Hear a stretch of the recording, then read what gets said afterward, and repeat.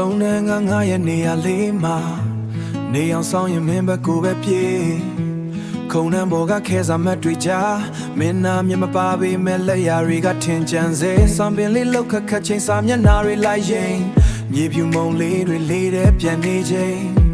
မင်းပြုံးလိုက်ရင်ရာအလုံးကပိုလင်းသွား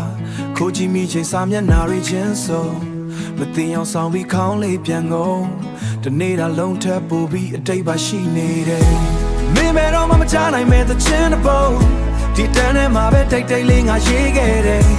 ခေါ်ကမရှိတဲ့နာမည်တစ်ခုကို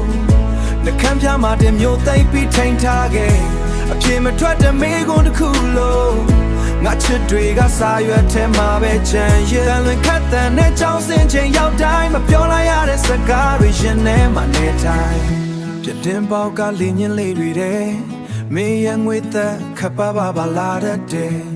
နာမည်တွေခေါ်နေတဲ့အတန်ကြားတိုင်းမင်းလဲရောက်မှငါခုန်တဲ့ငါစီးချက်ပြက်စာမေးပွဲနေတွေတိတ်တိတ်လေးဖြတ်တန်းမင်းဘက်ကိုလဲကြည့်ဖို့တော့အားမရှိခဲ့ဖြစ်ဆိုဖို့ခက်ခဲတဲ့မိကွန်းတွေထက်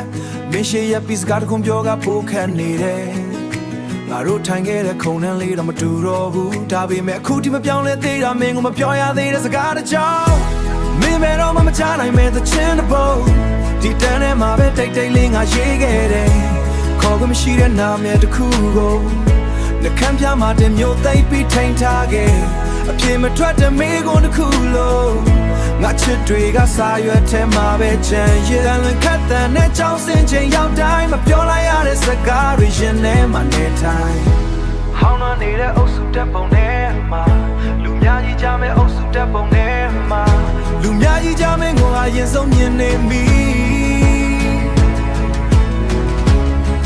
ခွင့်မရခဲ့တဲ့ကွာဝေးတွေကိုအဲ့ဒီပုံထဲမှာပဲထက်ခါငါကြည့်နေတော့မင်းမဲတော့မချနိုင်မဲ့သချင်းတစ်ပုဒ်ငါချစ်တွေပဲတိတ်တိတ်လေးငါရေးခဲ့တယ်တန်လွင်ခတ်တဲ့နဲ့ကြောင်းစင်ချိန်ရောက်တိုင်းတန်လွင်ခတ်တဲ့နဲ့ကြောင်းစင်ချိန်ရောက်တိုင်းမပြောလိုက်ရတဲ့စကားတွေရင်ထဲမှာနေတိုင်း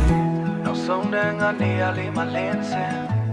လင်းတစင်မင်းဘက်ကိုပဲချနေစေအဲ့ဒီကြောင်းလိုက်ရတဲ့ချင်းထဲမှာပဲလမ်းဆုံးနေတယ်